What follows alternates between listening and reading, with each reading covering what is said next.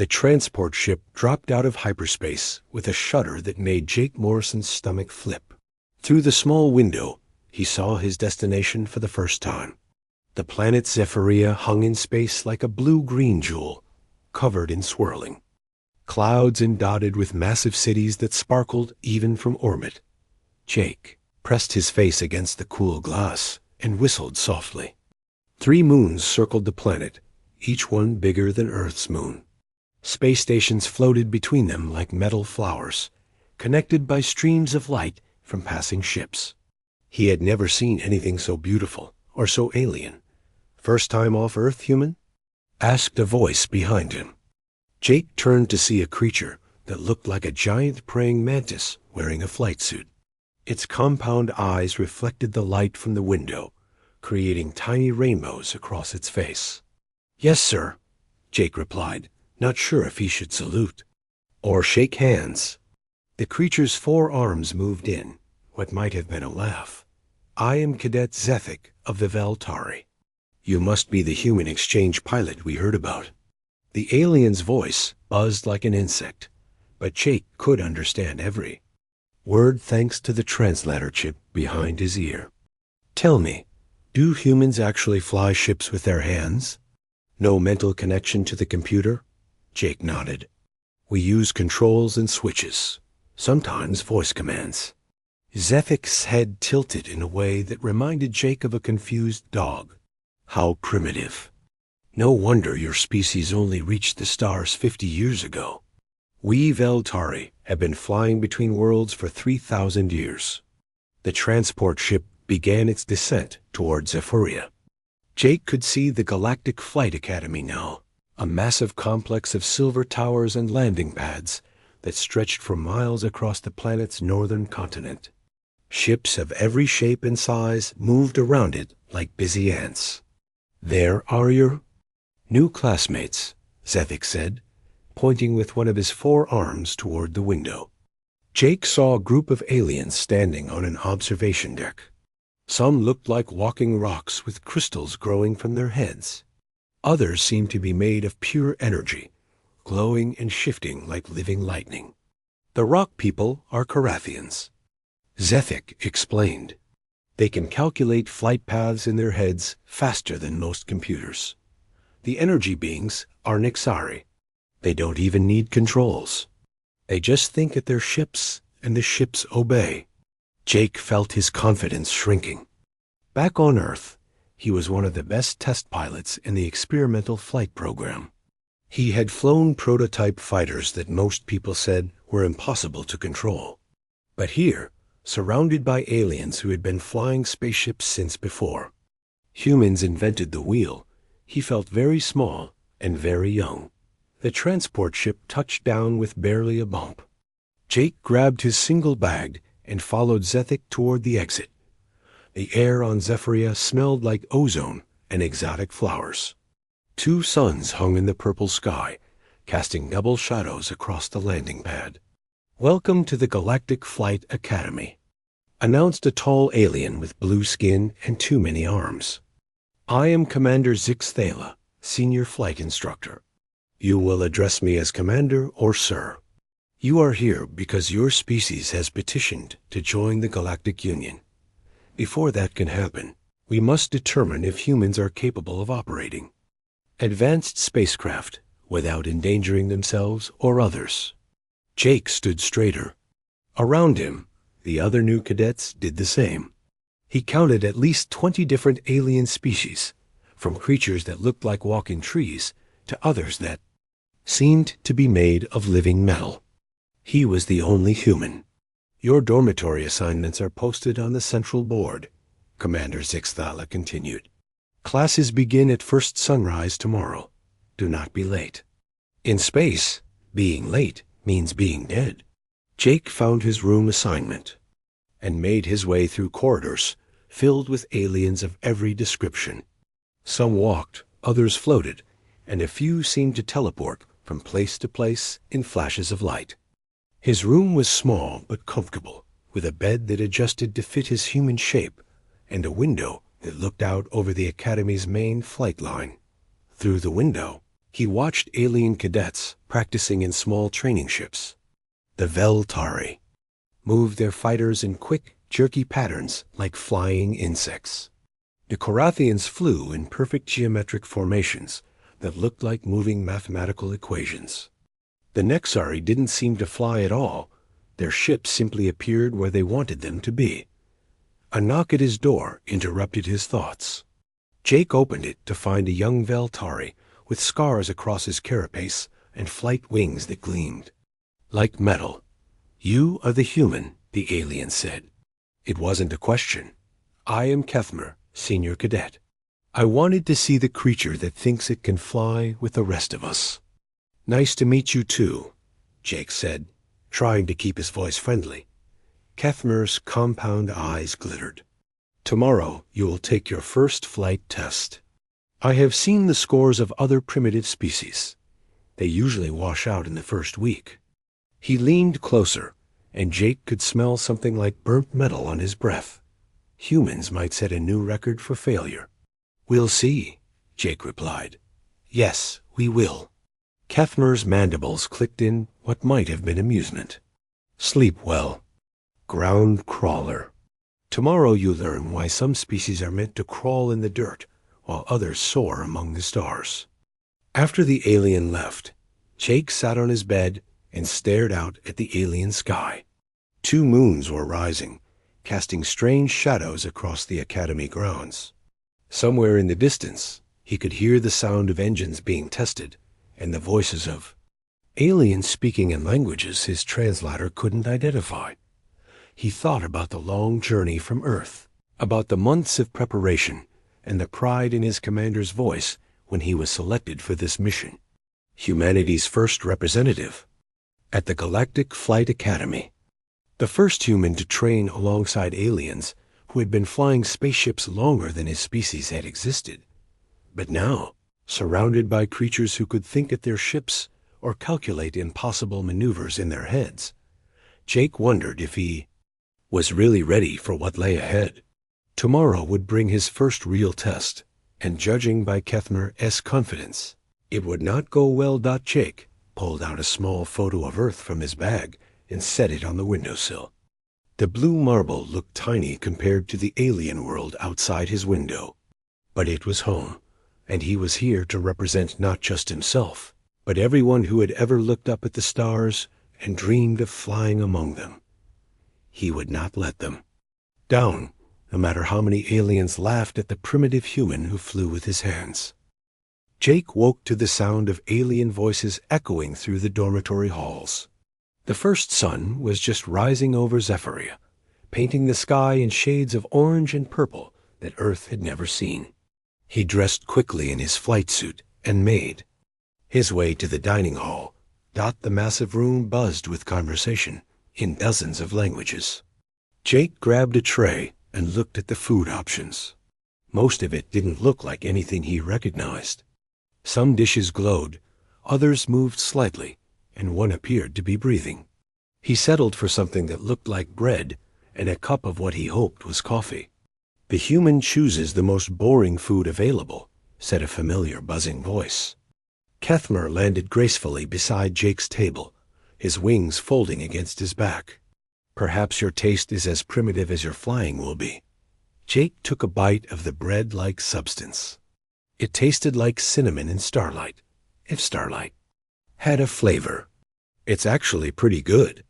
Today you take your first simulation test," Kethmer said, sitting across from Jake with his own tray of what looked like metal shavings and liquid mercury. "The exercise is simple. Navigate through an asteroid field while being chased by enemy fighters. Most cadets complete it in 15 minutes. The Academy record is 8 minutes, held by a Nexari who could think his ship through solid rock." Jake nodded, trying to appear confident. "Sounds straightforward." Kethmer's mandibles clicked rapidly. "For a real pilot, yes. But you must use those crude manual controls. By the time your fingers move to push a button, a Veltari could have completed 10 maneuvers. We process information faster than your brain can even receive it. Around them, Other alien cadets were listening to the conversation with obvious amusement. A group of Korathians at a nearby table were making mathematical calculations on their tablet computers, probably figuring out exactly how badly Jake would fail. "The human will be lucky to last 5 minutes without crashing," one of them said in a voice like grinding stone. "I estimate total mission failure within 3 minutes. Added another. Jake finished his breakfast in silence, while the aliens continued their predictions. By the time he stood to leave, half the dining hall was betting on how quickly he would. Wash out of the program. The flight simulator building was a massive dome filled with hundreds of pod-like machines. Each simulator could recreate any flying condition imaginable, from peaceful cargo runs to desperate combat situations. Jake was assigned to Simulator Pod 17, squeezed between a Veltari cadet and a creature that looked like a walking pile of crystals. "Good luck, human," the crystal being said in a voice like wind chimes. "Try not to embarrass your entire species too badly." Jake climbed into his simulator pod and strapped himself in. The interior looked like the cockpit of an advanced fighter, but the controls were designed for creatures with multiple arms and enhanced reflexes. He had to stretch to reach some of the buttons and switches. The simulation began with a gentle hum. Jake found himself sitting in the pilot's seat of a sleek spacecraft floating in the middle of an asteroid field. Massive rocks tumbled slowly through space around him, each one big enough to crush his ship if he wasn't careful. "Begin exercise," announced the computer. "Navigate to the exit beacon while avoiding all obstacles. Enemy fighters will engage after 30 seconds. Jake gripped the control stick and pushed the throttle forward. His ship moved smoothly through the asteroid field, weaving between the floating rocks. The controls felt responsive, almost eager. For a moment, he allowed himself to hope that maybe this wouldn't be so bad. Then the enemy fighters appeared. They came out of nowhere, diving at him from 3 directions at once. Laser bolts lit up space around his ship as Jake threw himself into a desperate spiral. He yanked the control stick hard left, then right, trying to avoid the incoming fire while not crashing into the asteroids. His first mistake was thinking like a human pilot. He tried to use the same tactics that worked in Earth's atmosphere, but space was different. There was no gravity to pull him down, no air resistance to slow his turns. When he banked left like he would in an Earth fighter, his ship kept sliding sideways into an asteroid. The simulation ended with a loud crash and flashing red lights. "Mission failure," the computer announced.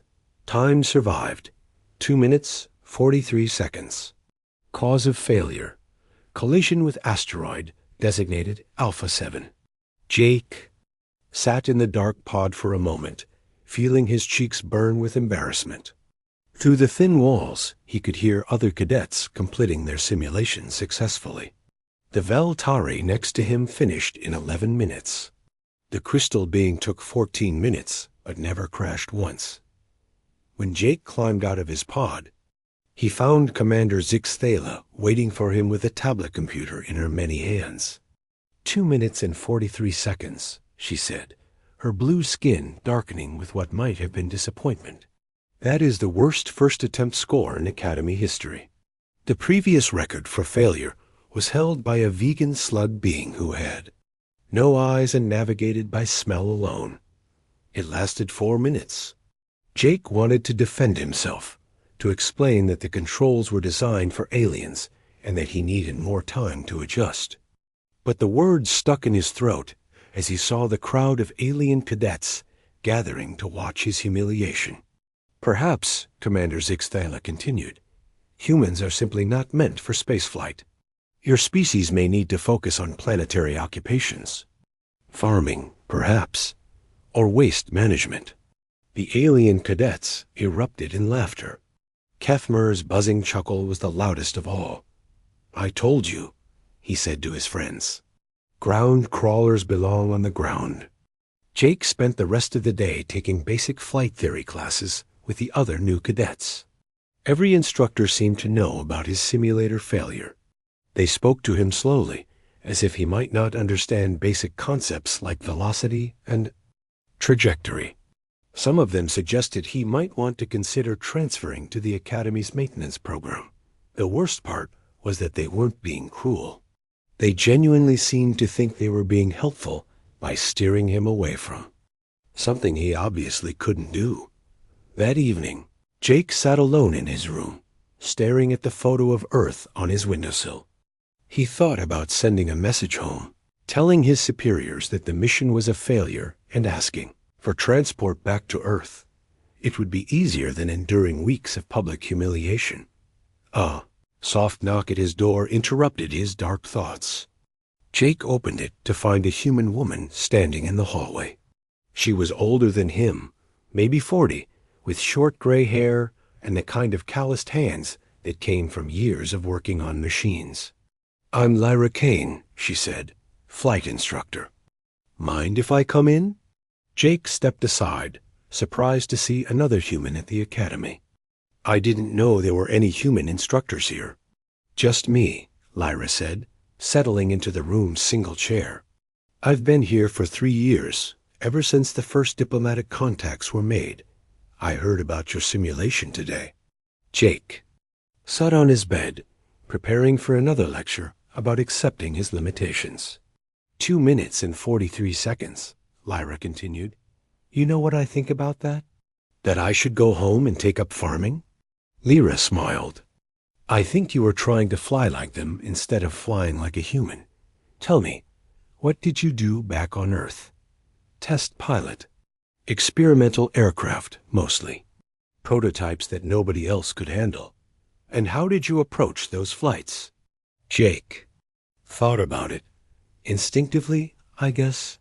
I'd feel how the aircraft wanted to move and work with it, instead of against it. Every plane has its own personality." "Exactly." Lyra leaned forward. "But today you tried to fly by the book. Their book. You used their techniques, their methods, their way of thinking. No wonder you crashed. What else was I supposed to do?" "The controls are designed for creatures with multiple arms and enhanced reflexes. Work with what you have instead of trying to be something you're not." Lyra stood up and moved to the window, looking out at the alien sky. "Tomorrow you have another simulation test. This time, forget everything they taught you today. Fly like a human. And if I fail again, then at least you'll fail as yourself, instead of as a poor imitation of an alien." Lyra headed for the door, then paused. "You know, Jake, there's something these aliens don't understand about humans. They think we're primitive because we use manual controls and trust our instincts. But maybe, just maybe, that's not a weakness." After she left, Jake lay on his bed thinking about her words. Outside his window, alien ships moved through the night sky in perfect formations, following computer-calculated flight paths with mathematical precision. But somewhere in the back of his mind, he remembered the feeling of flying experimental aircraft through Earth's atmosphere. The pure joy of moving through three-dimensional space with nothing but skill and instinct to guide him. Tomorrow, he would try again. But this time, he would fly like a human. Jake arrived at the simulator building early the next morning, before most of the alien cadets were awake. He wanted time to think, to prepare himself for what Lyra had suggested. The building was quiet except for the hum of machinery and the distant sound of maintenance crews working on the pods. He climbed into Simulator Pod 17 and spent several minutes just sitting there, feeling the controls. Instead of trying to memorize which button did what, he let his hands explore the cockpit naturally. The control stick felt solid under his palm. The throttle responded smoothly to his touch. The switches and buttons were placed logically, even if they were designed for alien hands. "Early practice will not help you, human," said a buzzing voice from the next pod. Kethmer was climbing into his simulator, his compound eyes glittering with amusement. "Your reaction time is still too slow. Your brain's still too primitive. Maybe, Jake said. But I'm going to try something different today. Different failure is still failure, Kethna replied.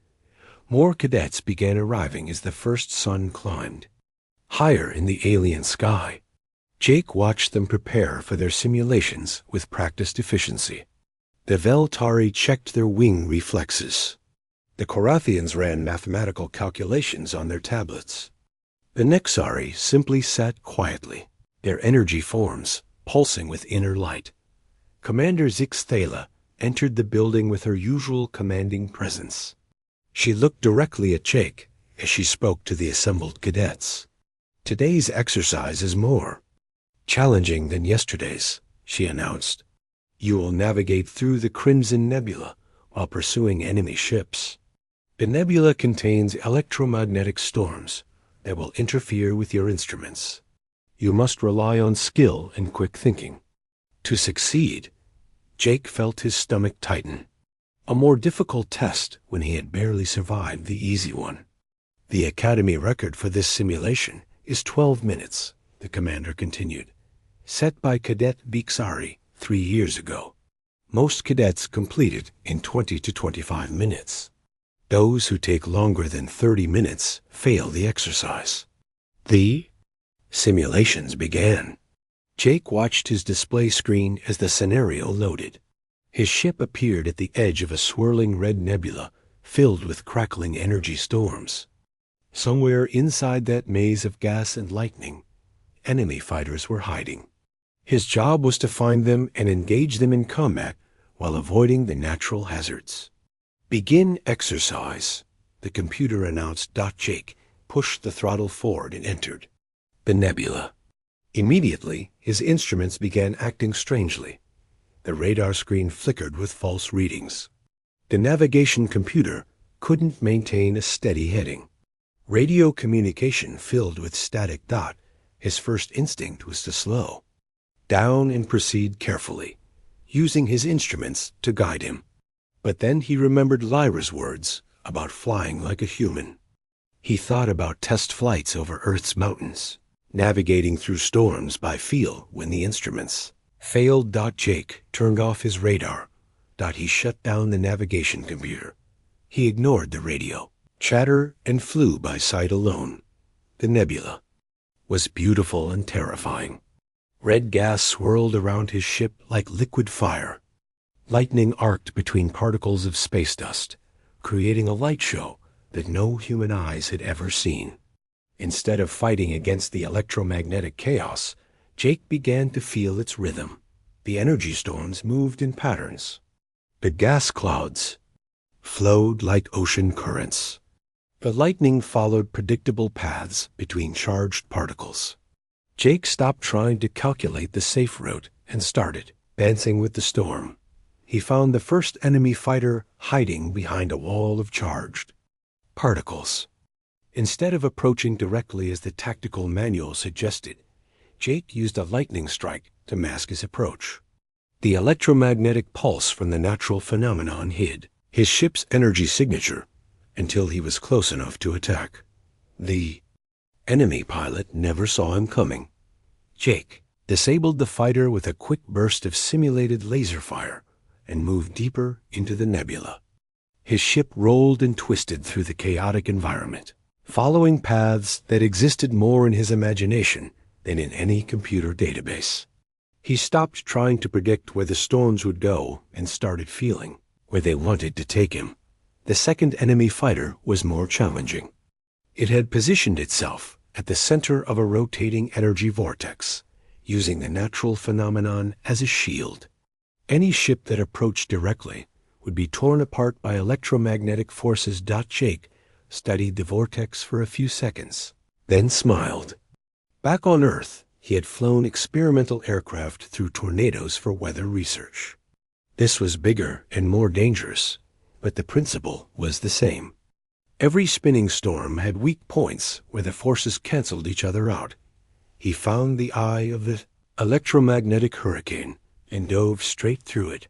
The enemy pilot was so surprised by Jake's impossible approach that he hesitated for a crucial second. Jake's simulated weapons found their target, and the second fighter went dark, but the real test was still ahead.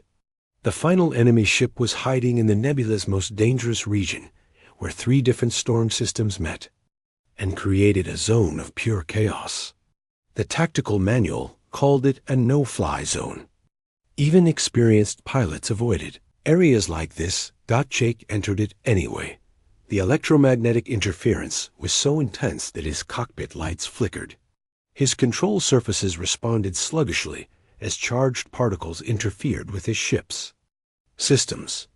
Any normal pilot would have retreated immediately. But Jake wasn't flying like a normal pilot anymore. He was flying like a human who had learned to trust instinct over technology. He felt the ship's responses through his fingertips and adjusted his technique accordingly. When the energy storms pushed his ship left, he went with the motion instead of fighting it.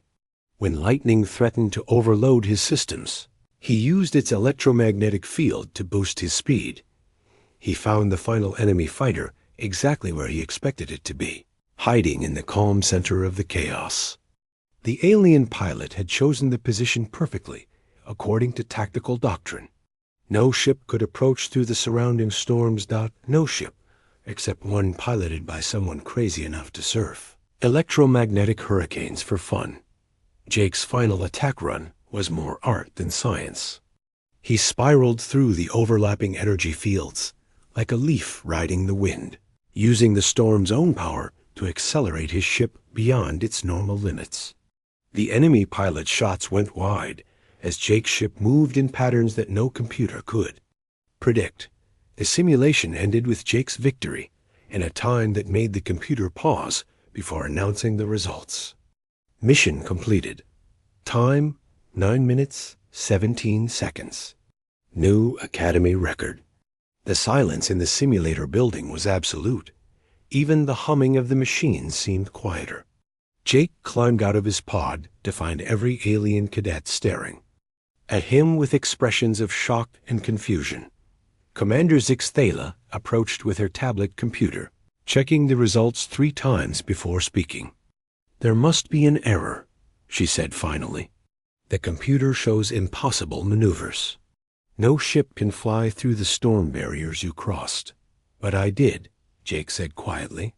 "A navigation computer shows your ship moving in patterns that violate basic physics," added a Carathian instructor who had been monitoring the exercise. "These flight paths are mathematically impossible." Kethmer's compound eyes were wide with disbelief. He must have found a glitch in the program. No pilot can fly like that. But Lyra Kane was standing at the back of the crowd, and she was smiling. "Run the simulation again," Commander Zixthala ordered. "Different scenario, maximum difficulty. We will see if this was luck or skill." Jake climbed back into his pod, feeling confident for the first time since arriving at the academy. Around him, the alien cadets whispered among themselves in their various languages. Some sounded angry. Others seemed confused. A few appeared to be afraid. The second simulation was even more challenging than the first. Jake's ship appeared in the middle of a space battle, surrounded by enemy fighters and friendly ships locked in combat. His mission was to escort a damaged transport through the battle zone to safety. This time, Jake didn't hesitate. He trusted his instincts from the beginning, flying through the chaos like he was born to it. He used the battlefield's natural cover, turning explosions into shields and debris into weapons. When computer logic said to retreat, he advanced. When tactical doctrine called for formation flying, he improvised. The transport reached safety in 7 minutes and 42 seconds. Another new record. The alien cadets were no longer whispering. They were staring at Jake in complete silence, trying to understand what they had just witnessed. Their superior technology and enhanced abilities meant nothing when faced with something they couldn't calculate or predict. For the first time since arriving at the academy, Jake felt like he belonged among the stars. He wasn't trying to be an alien anymore. He was being exactly what he was meant to be, a human pilot who could make the impossible look easy. 3 weeks had passed since Jake's record-breaking simulations, and the atmosphere at the Galactic Flight Academy had changed completely. The alien cadets no longer laughed when they saw him in the corridors. Instead, they watched him with a mixture of curiosity and unease. As if he were a puzzle they couldn't solve. Jake had continued to break records in every simulation he attempted. Canyon runs, space battles, rescue missions, asteroid mining operations. No matter what challenge the instructors threw at him, he found ways to succeed that their computers insisted were impossible. But simulation scores meant nothing compared to what was coming next. The final examination will take place in the Maelstrom Nebula, Commander Zixthala announced to the assembled cadets. This is not a simulation. You will be flying real spacecraft through real dangers. The electromagnetic storms in that region have destroyed ships and killed pilots. Some of you may not return. Jake felt his mouth go dry. Around him, the alien cadets shifted nervously. Even the confident Veltari looked concerned. The test is simple in concept, the commander continued. Navigate through the nebula from entry point, Alpha, to exit point, Omega. The route is approximately 200 kilometers through some of the most dangerous space in the galaxy. You have 1 hour to complete the journey. Those who fail to reach the exit point in time will be disqualified from the Academy. A Korathian cadet raised one of his crystalline arms. Commander, what ships will we be flying? You will be assigned craft appropriate to your species and skill level, she replied. Top performers will receive the Academy's newest fighters. Others will fly training ships. A human will be given a ship from his own species' fleet. Jake's heart sank. He knew what that meant. While the alien cadets would fly advanced spacecraft with sophisticated shields and navigation systems, he would be stuck with human technology that was decades behind galactic standards. After the briefing, Jake made his way to the Academy's main hangar. The massive space was filled with sleek alien fighters that looked more like works of art than military vehicles. Veltari ships resembled giant insects with razor-sharp wings. Korathian craft were geometric puzzles of crystal and metal. Mexari vessels seemed to be made of pure energy, held together by force fields. At the far end of the hangar, sitting alone like an unwanted stepchild, was Jake's assigned ship. The Earth fighter looked crude and primitive compared to the alien vessels. Its hull was scarred metal, held together with rivets and welds. The engines were massive and inefficient. The cockpit canopy was simple glass instead of advanced transparent ceramics. To the aliens, it probably looked like a flying junk pile, but to Jake, it looked like home. The Terra-class fighter, said a familiar voice behind him. Lyra Kane approached with a tablet computer in her hands. 70 years old and still flying. They don't make them like this anymore. It looks like it. Barely survived its last mission, Jake observed, noting the patches and repairs scattered across the hull. That's because it did. Lyra ran her hand along the ship's battered surface with obvious affection. This particular fighter has been through more battles than most pilots see in their entire careers. Its pilot always brought it home, no matter how impossible the odds. What happened to the pilot? He got old and became a flight instructor. Lyra smiled sadly. This was my ship, Jake. I'm lending it to you for the final exam. Jake stared at the old fighter with new respect.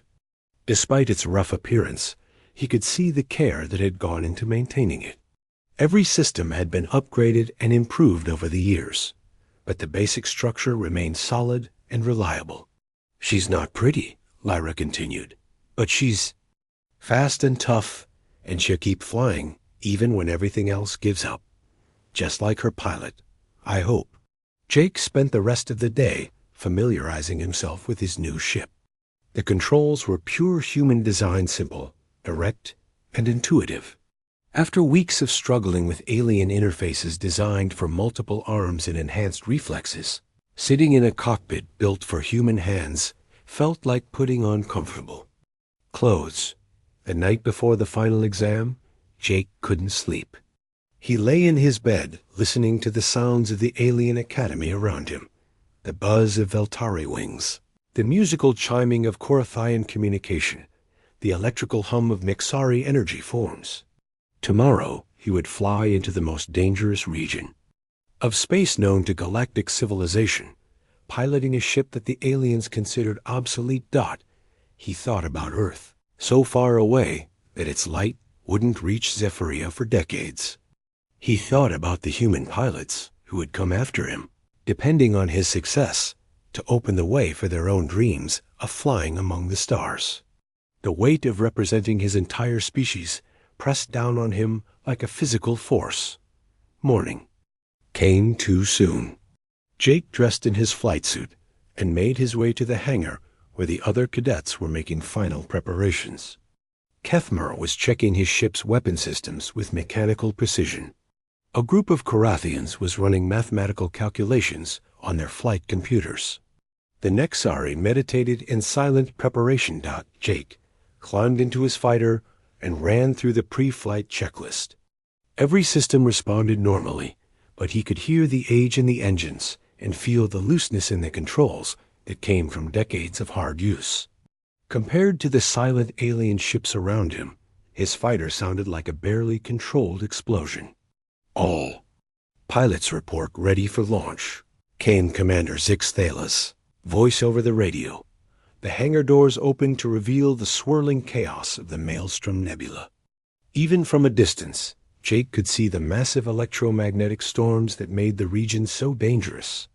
Lightning the size of continents arced between clouds of charged gas. Space itself seemed to be twisting and writhing like a living thing. Launch. When ready, the commander ordered. Good luck to all of you.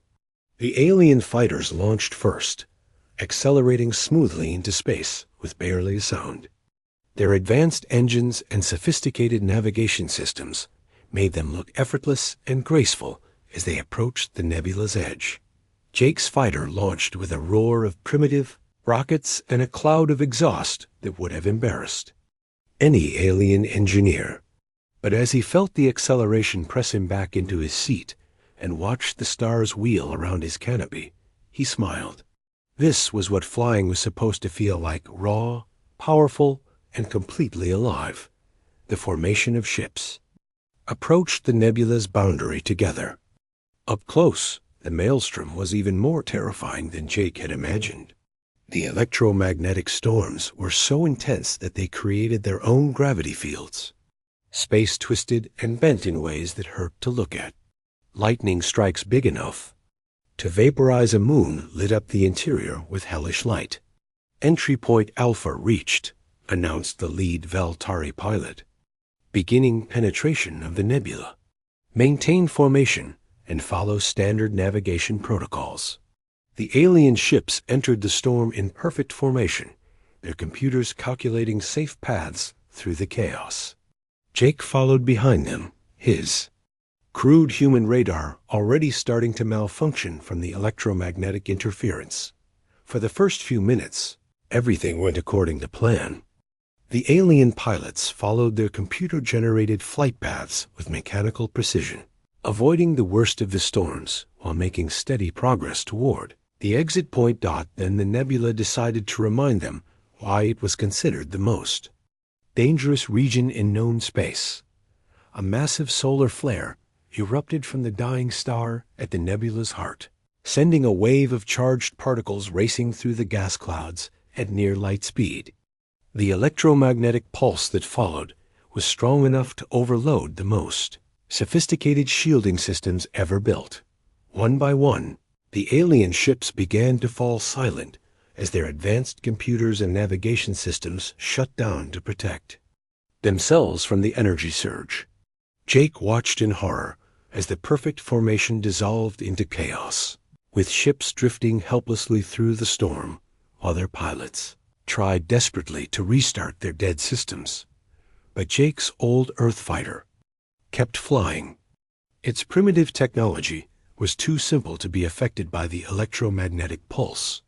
While the alien ships struggled with overloaded computers and burned-out circuits, Jake's mechanical controls and analog instruments continued to work perfectly. The first time since entering the academy, Jake was the only pilot still in control of his ship. The real test was about to begin. Jake stared through his canopy at the chaos around him.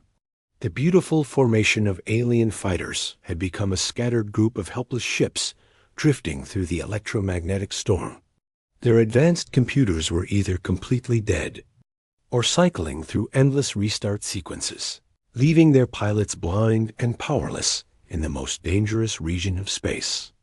"Mayday, Mayday," came Kethmer's panicked voice over the radio. "All systems failing.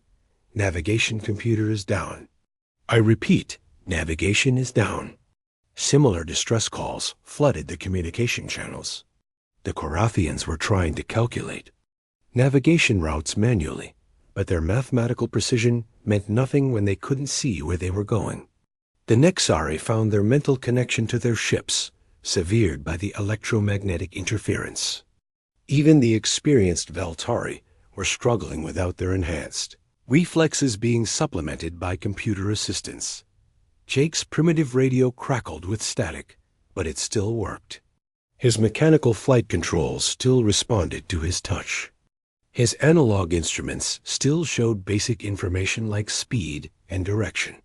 While the alien ships floundered with their dead technology, his old Earth fighter kept flying steady and true. "This is Jake Morrison to all ships," he broadcast. "I still have control and navigation. Can anyone respond?" "Human ship, this is." "Kethmer," came the reply, filled with static and desperation. "My ship is drifting toward a lightning field. I cannot control direction or speed." Jake looked through his canopy and spotted Kethmer's sleek Valtari fighter tumbling helplessly toward a cluster of energy storms that would tear it apart in seconds. Without thinking, he pushed his throttle forward and dove toward the alien ship. The rescue should have been impossible. Jake's Earth fighter was slower and less maneuverable than the Veltari craft. But while Kethmer's ship was dead weight, Jake's fighter responded to every touch of the controls. He slipped between lightning bolts that could have vaporized both ships and matched course with the tumbling alien vessel. "Kethmer, I'm going to push your ship out of the storm," Jake announced. "Hold on." "Impossible," the Veltari pilot replied. "The electromagnetic interference will destroy your ship if you get that close." "Maybe," Jake said, carefully positioning his fighter's nose against Kethmer's ship's hull. "But I'm going to try anyway." Jake fired his engines and began pushing the alien ship away from the lightning field. The electromagnetic energy played across both hulls like liquid fire, but Jake's simple technology kept functioning while the alien systems remained dead. Slowly, carefully, he guided Kethmer's ship to a relatively safe area of calm space. "How?" Kethmer asked, his voice filled with wonder. "How are your systems still functioning?" "Old technology," Jake replied. "Too stupid to know it should be." Dead. But there was no time to celebrate. 3 more alien ships were in immediate danger, drifting toward various hazards throughout the nebula. A Korathian fighter was being pulled into a gravity well created by colliding gas clouds. 2 Nexari ships had lost their energy containment and were slowly dissolving back into pure electromagnetic force. Jake spent the next 20 minutes flying rescue missions that defied every law of physics and common sense. He used his ship's primitive grappling cables to pull the Korathian fighter out of the gravity well, flying through gravitational forces that should have crushed both vessels. He somehow managed to re-stabilize the Nexari ships by using his fighter's magnetic field generators in ways they were never designed for. Each rescue required flying through dangers that would have killed any sane pilot. Jake navigated by instinct and feel reading the patterns in the storm like a sailor reading ocean currents. He used the nebula's own energy against itself, riding electromagnetic waves and surfing gravitational eddies with a grace that looked more like dancing than flying. All ships, this is Commander Zeke's Thala, came a transmission from outside the nebula. Report status immediately. Commander, this is Jake Morrison, Jake replied. I have 7 ships in formation and am guiding them toward the exit point.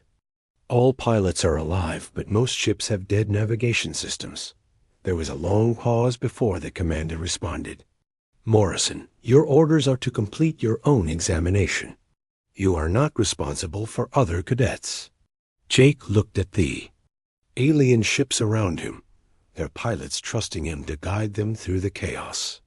Kethmer, who had called him a ground crawler, the Korathian, who had predicted his failure, the Nexari, who had dismissed human capabilities. They were all depending on him now. Negative, Commander, Jake said. We're all going home together or not at all. The journey to the exit point became a lesson in impossible flying. Jake led the formation through the heart of the storm, finding paths that existed only in his imagination. He flew through lightning, storms by timing the electrical discharges. He navigated around gravity wells by feeling their pull through his ship's hull. He avoided collapsing gas clouds by reading the subtle changes in color and movement that preceded their destruction. The alien pilots watched in silent amazement as Jake performed maneuvers that their computers would have rejected as physically impossible. He made spaceflight look like an art form instead of a science, using intuition and creativity where they would have used calculations and logic. When a massive electromagnetic hurricane blocked their path to the exit point, Jake didn't try to go around it. Instead, he found the eye of the storm and led the entire formation straight through the center, using the hurricane's own rotation to boost their speed toward safety. Exit Point Omega in sight, Jake announced as they emerged from the nebulas. Chaotic heart. All ships accounted for and heading home. The alien ship's computer systems began coming back online as they left the electromagnetic interference behind. One by one, the other pilots regained control of their vessels. But instead of resuming their positions in formation, they stayed behind Jake, following his lead even though their own ships were now functional. Mission completed, Jake announced as they reached the safety of normal space. Total time, 43 minutes. The Academy's monitoring stations had tracked every moment of the rescue mission. When Jake landed his battered Earth fighter in the main hangar, he found Commander Zeke's Thala waiting for him along with the entire Academy staff. The alien instructor stood in respectful silence as Jake climbed out of his cockpit. Kethmer was the first to approach him. The proud Veltari pilot's compound eyes were filled with something Jake had never seen there before. Respect. You saved my life, Kethmer said simply. You saved all our lives. I called you a ground crawler, but today you showed us what it truly means to fly. Commander Zeke's Thala stepped forward with her tablet computer, but this time she wasn't checking test scores. Cadet Morrison, she said formally, the Galactic Union's Flight Doctrine Committee has reviewed the recordings of your examination. They have requested that you remain at this academy as an instructor. Your flying techniques will be studied and incorporated into our training programs. Jake looked around at the assembled aliens who had once laughed at the primitive human pilot. Now they watched him with expressions of curiosity and admiration, eager to learn from the species they had dismissed as incapable of true spaceflight. There's one condition, Jake said. I want to teach mixed classes, humans and aliens learning, together, because today proved that we all have something to offer each other. Commander Zeke's Thala's blue skin showed what might have been a smile. Agreed. When can you begin? 3 months later, Jake stood before his first mixed species advanced flight class in the Academy's main lecture hall. 20 cadets sat before him, Veltari, Carathians, Nexari, and 3 humans who had arrived on the latest transport from Earth. "Welcome to Advanced Intuitive Flight," Jake began. "In this class, you will learn that the most sophisticated computer is useless if you don't have the instinct to know when to ignore it. You will discover that sometimes the best way to touch the stars is to stop calculating the distance and start feeling the space between them." A young Corathine cadet raised her crystalline hand. "Instructor Morrison, how can biological intuition be superior to mathematical precision?"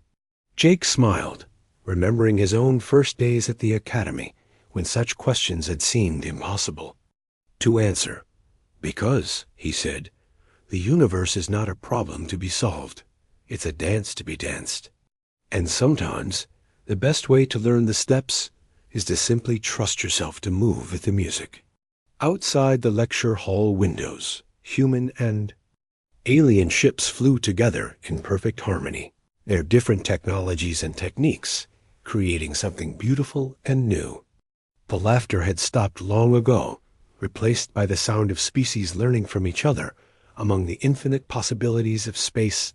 Jake had come to the academy as humanity's first representative among the stars.